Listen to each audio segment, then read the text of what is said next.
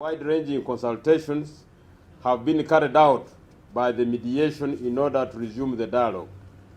These consultations have involved the government of the Republic of Burundi, the political opposition forces in Burundi, other stakeholders in Burundi, and partners in the international community. Burundi went into a crisis when President Pierre Nkurunziza announced plans for a third term in office April this year.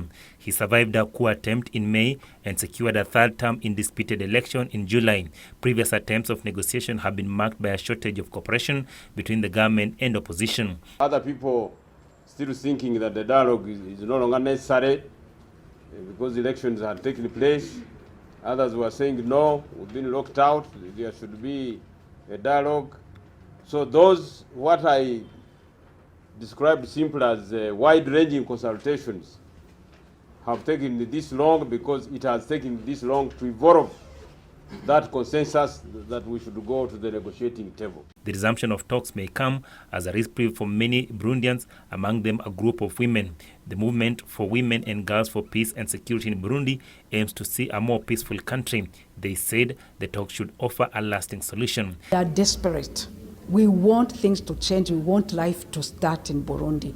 When we see all that mass of youth that are there without hope, without future, we say life should begin in Burundi. And for life to begin in Burundi, there must be a change. At least 400 people have been killed and more than 200,000 have fled Burundi since the violence erupted. The African Union has authorized the deployment of 5,000 troops to restore peace. One of the major talking points during the dialogue will be to seek ways of stabilizing the security within Burundi.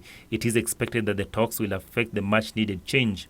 However, there is still concern that delays in finding an immediate solution to the crisis could plunge Burundi further into war. Burundi's government earlier rejected the African Union's decision to deploy 5,000-strong peacekeeping force to curb ongoing violence in the troubled country, saying it will prevent foreign troops from entering its borders. The African Union's Peace and Security Council agreed on Friday night to deploy an African Prevention and Protection Mission, MAPROB, for an initial period of 6 months, primarily to protect civilians after months of political violence following the disputed re-election of President Pierre Nkurunziza in July. The proposal by the African Union marks the first time it has invoked a rule to deploy a force without a country's consent. The clause in the AU